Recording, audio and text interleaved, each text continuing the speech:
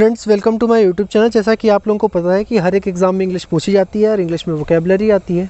Vocabulary में idioms and phrases आती ही आती है और ये कुछ ऐसा पार्ट है वोकेबलरी का जिससे आप बहुत कम मेहनत में बहुत ज़्यादा मार्क्स पा सकते हो। लेकिन अगर आप इसे अच्छी तरह से पढ़ो और सही तरह से रिवाइज़ करो, क्योंकि पढ़ तो सब लेते हैं लेकिन रिवाइज़ कोई सही ढंग से नहीं करता। तो अगर ऐसा आप सही ढंग से रिवाइज़ करोगे तो आप इसे ढंग से पढ़ पाओगे। तो चलिए आज हम लोग इसीलिए हमारी इडियम्स एंड फ्रेजेस को हम लोग कैटेगरी वाइज बांट के पढ़ेंगे।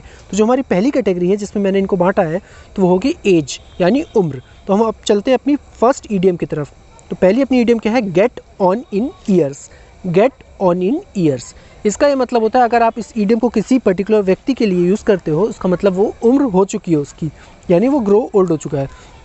जैसे कि इसको आप अपनी दादी के लिए यूज़ कर सकते हो, जैसे my grand mother is getting on in years, मेरी दादी की उम्र होती जा रही है। अब मतलब इसका यही है कि उसकी उम्र हो गई तो वो उस तरह से काम नहीं कर सकता या उस तरह से फंक्शन नहीं कर सकता जैसे वो पहले करता था। चलिए अब अपन नेक्स्ट इडियम की तरफ चलते हैं। नेक्स्ट इडियम है अपनी knee high to a grasshopper. Knee high to a grasshopper basically हम लोग यूज़ करते हैं किसी भी वेरी यंग या फिर बहुत छोटे चाइल्ड के लिए। अब जैसे आप कहते हैं ना किसी मेरे घुटनों तक आता था, तो बस वही उसी का इंग्लिश वर्जन है knee high to a grasshopper. तो look how tall you are, last time I saw you you were knee high to a grasshopper. मतलब ये कहना चाह रहा है कि देखो अब तुम कितने लंबे हो चुके हो, जब मैंने पिछली बार देखा था तो तुम मेरे नी हाई टू अ ग्रासहॉपर थे, मतलब बहुत छोटे थे हाइट में बेसिकली, और हाइट में छोटे थे। और इन जनरल जो हाइट में छोटे होते हैं जब स्टार्ट होती है बेसिकली मैच्योरिटी एक ह्यूमन बीइंग की, तो छोटे बच्चे छोटी हाइट होती है उनकी, ठीक है। तो नी हाइट हुआ ग्रासहॉपर इसलिए बोला गया। नेक्स्ट इडियम आ गई long in the tooth. Long in the tooth, इसका मीनिंग क्या हो गया? A person who is long in the tooth is a bit too old to do something. जैसे इसमें यही मतलब है कि आपका अगर किसी लॉन्ग इन द टूथ जैसे किसी को बोल रहे हो, जैसे मैं बोल रहा हूँ you are long in the tooth for this task, इसका ये मतलब है कि आप इस काम करने के लिए आपकी उम्र बहुत ज़्यादा हो चुकी है, आप इस काम को सही ढंग से नहीं कर सकते क्योंकि आपका एज एक एज अ फैक्टर प्ले कर रही है। तो इसके लिए आप एग्जांपल देख लीजिए, she is a bit too long in the tooth for a cabaret dancer isn't she. Cabaret dancer basically जो आपके डांस होते हैं बार में, उसे कैबरेट डांसर बोलते हैं। तो अगर कोई बहुत ओल्ड लेडी डांस करने की कोशिश करेगी तो आप इसके लिए यूज़ कर सकते हो कि she is long in the tooth. Next आती है mutton dressed as a lamb. Mutton dressed as a lamb, basically mutton और लैम्ब, लैम्ब क्या होता है? छोटी बकरी को बोलते हैं, और मटन जब वो पूरी मैच्योर हो जाती है जिसकी बलि वगैरह देते हैं ना, तो उसे मटन बोलते हैं। मटन खाया इसलिए मटन उसे बोला जाता है। तो अब इसमें आपको मीनिंग देखना है तो मीनिंग देख लीजिए। इसका ये मतलब होता है कि बेसिकली हम लोग वुमेंस के लिए यूज़ करते हैं कि जो मिडिल एज्ड वुमेंस होती हैं और वो ऐसे कपड़े पहनती हैं कि वो यंग लगे, तो इसलिए हम लोग कौन सी इडियम यूज़ करते हैं? Mutton dressed as a lamb. तो ये इडियम हो गई।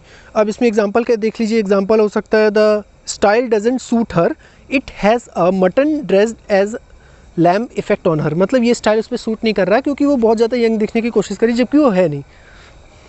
नेक्स्ट इडियम आती है no spring chicken. No spring chicken basically इसका ये मीनिंग है कि आप अपने यूथ को पास कर चुके हो, मतलब आपका जो यूथ फेज़ होता है बेसिकली, जो आपका बेसिकली चाइल्ड फेज़ होता है, फिर एडोलसेंस आता है, फिर यूथ आता है, फिर आपका सेनेसेंस आता है और आप बूढ़े हो जाते हो। तो आपने अपना यूथ का फेज़ पार कर लिया है, तो आप लोग क्या बोलते हो उसके लिए? नो स्प्रिंग चिकन बोलते हो।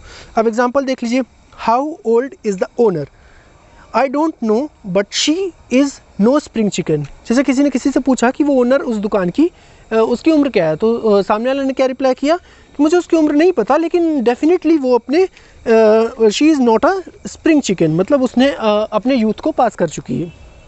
नेक्स्ट आता है over the hill. Over the hill, अगर आप किसी पर्सन के लिए यूज़ करते हो, if a person is over the hill they have reached an age when they can no longer perform as well as before.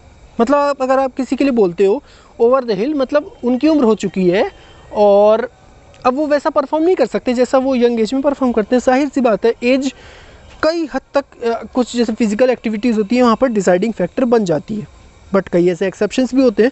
लेकिन ईडियम्स क्या होती हैं? पुरानी होती है, तो हमें उसे ऐसे ही याद करना है। फिर आता है रॉब द क्रेडल। तो रॉब द क्रेडल को पढ़ने से पहले आप समझिए क्रेडल क्या होता है। क्रेडल बेसिकली होता है एक small bed for the baby, जिसमें छोटे बच्चों को लिटाया जाता है। तो रॉब द क्रेडल मतलब क्या होता है? जैसे अगर कोई बहुत उम्र दराज व्यक्ति, जो कि लड़का लड़की दोनों हो सकता है, अगर अपने से छोटी उम्र के साथ रोमांटिक रिलेशनशिप में जाता है तो उसे क्या बोलते हैं? ही और she has robbed the cradle.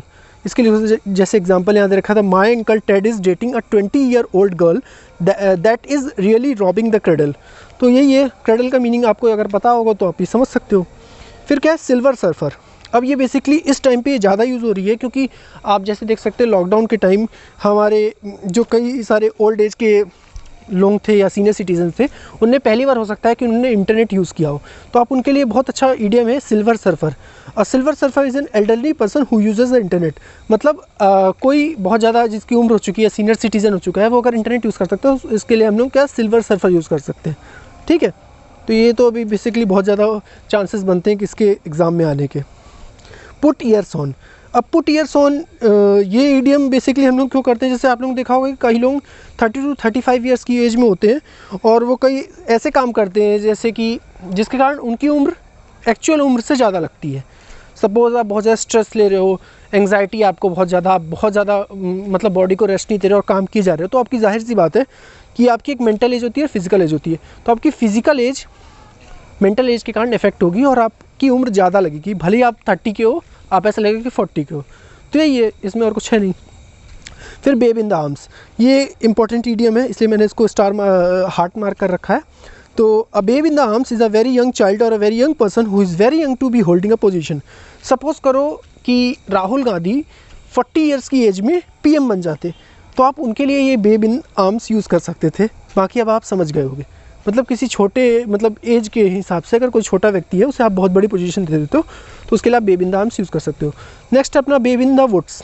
Babe in the woods basically उसके लिए करते हो, उस व्यक्ति के लिए यूज़ कर सकते हो जो कि डिफेंसिव हो, डिफेंसलेस हो, बेसिकली डिफेंसिव नहीं डिफेंसलेस हो, नेव हो और यंग पर्सन हो। नेव यानी एमेच्योर, मतलब उसमें उसकी कोई एक्सपर्टीज़ नहीं है, बस वो काम करने आ गया है ना, तो उसको कोई भी हरा सकता है, कोई भी मूर्ख बना सकता है। तो उसके लिए आप क्या यूज़ कर सकते हो, बेब इन द वुड्स। जैसे कर सकते हो Rahul Gandhi is babe in the woods, और मैं राहुल गांधी एग्जांपल ले रहा हूँ, just an example, don't take it politically, okay. तो बेब इन द वुड्स उनके लिए यूज़ कर सकते हो जो कि बहुत ज़्यादा डिफेंसलेस है और यंग पर्सन है। एग्जांपल आप देख सकते हो, मैंने लिख रखे हैं। फिर अगला है अपना all ages and strips. All ages and strips basically short hand के लिए होता है, तो इतना इंपॉर्टेंट नहीं है, लेकिन एज अ कंट्री इंडिया हमारे यहाँ बहुत सारी डाइवर्सिटी है, तो यहाँ पर कई बार यूज़ कर जाता है ऑल एजेस एंड स्ट्रिप्स, मतलब सभी उम्र के। मतलब इसका अगर लिटरल मीनिंग निकालो तो वो ऑब्वियस सी बात है कुछ और निकलेगा, वरना वो ईडियम होती ही नहीं। तो ये शॉर्ट हैंड है बेसिकली, इसे बस याद रखिए कि शॉर्ट हैंड यूज़ किया जाता है डाइवर्सिटी दिखाने के लिए। नेक्स्ट है अपना old friends and old wine are best. अब ये बहुत अच्छा ईडियम है, क्योंकि इससे आपकी दो चीज़ें और जुड़ी हैं पर्सनैलिटी की, जैसे कि इंट्रोवर्ट और एक्सट्रोवर्ट। कई लोग क्या होते हैं जो एक ग्रुप ऑफ फ्रेंड्स बना लेते हैं, उनके अलावा वो और फ्रेंड्स को एक्सप्लोर नहीं करते, नए लोगों से बात करने में उनको दिक्कत होती है या फिर अनकंफर्टेबल महसूस करते हैं, तो इंट्रोवर्ट कहलाते हैं। या फिर खुद में रह जाना, तो इंट्रोवर्ट कहलाता है। एक्सट्रोवर्ट मतलब जो बहुत ज़्यादा बात करें, घुले मिले, तो एक्सट्रोवर्ट कहलाते हैं। तो कई लोग ऐसा भी देखा गया है जैसे कि उनके कुछ ही फ्रेंड्स होते हैं, उन्हीं से बात करते हैं, तो उसी से ये ईडियम बनी है old friends and old wine are best. मतलब अगर आप किसी के सामने ये बात कहते हो तो ये कहना चाहते हो कि आपको ज़्यादा भरोसा है उन लोगों पे जिनके आपकी मित्रता बहुत दिनों से है, बजाय उनके जिनसे आपकी मित्रता भी नहीं हुई है। तो ये आपका old friends and old wines are best हो गया। तो ये बेसिकली अपनी इडियम्स थे, एक बार हम इन्हें दोबारा देख लेते हैं जल्दी से। तो ये है गेट ऑन इन ईयर्स था, मतलब बहुत जल्दी ग्रो ओल्ड कर रहना, someone who is getting old. Knee high to a grasshopper, बहुत छोटे से बच्चे को रिफ़र किया जाता है, जब अगर मतलब उसे बहुत दिन बाद देखो तो आप कह सकते हो कि आप न्यू हाई टू अ ग्रासऑफर थे। लॉन्ग इन द टूथ, मतलब आप अपनी यूथ को पास कर चुके हो। Button dressed as a lamp, कोई ऐसी लेडी जो कि यंग बन के दिखाना की कोशिश करे जो कि है नहीं वो। नो स्प्रिंग चिकन, मतलब अपना यूथ पास कर लिया। ओवर द हिल, आप ओवर द हिल मतलब आपकी एज हो चुकी है और आप वैसा काम नहीं कर सकते जैसा पहले कर सकते थे। रॉब द क्रेडल, मतलब रोमांटिक रिलेशनशिप बनाना अपने से छोटे उम्र वाले से। क्रेडल मतलब मैंने बता ही दिया था। सिल्वर सर्फर बहुत ज़्यादा यूज़ होगा अभी इस टाइम पर, क्योंकि ओल्ड एज वाले जब नेट यूज़ करेंगे तो उन्हें सिल्वर सर्फर बोलोगे। पुट ईयर्स ऑन, ऐसी सिचुएशन, ऐसा काम करना जिसके कारण आपकी उम्र ज़्यादा लगे। Babe in the arms, babe in the arms मतलब कोई ऐसा यंग व्यक्ति जो कि बहुत बड़ी पोजीशन होल्ड कर रहा हो। Babe in the woods, defenceless, नया व्यक्ति। ऑल एजेस एंड स्ट्रिप, ये शॉर्ट हैंड के लिए एक्सप्रेशन होता है basically. Old friends and old swine are the best, ये यूज़ होता है कि आप उन्हीं अपने जो दोस्त हैं आपके, उन्हीं को आप मानते हो कि वही बेस्ट हैं और बाकी नहीं है। आप इनके एग्जांपल्स बनाइए, इनसे सेंटेंसेस बनाइए, अगर आपको द हिंदू या किसी न्यूज़पेपर में मिलते तो उन्हें मार्क कीजिए, कोई कॉपी बनाइए जिसमें इन्हें नोट कीजिए, वरना आपको ये पढ़ने का कोई फ़ायदा नहीं होगा। चलिए मिलेंगे अब नेक्स्ट कैटेगरी के साथ और देखेंगे नेक्स्ट कैटेगरी क्या होती है। थैंक यू, और रिवीजन कर लेना वरना कोई मतलब नहीं पढ़ने का।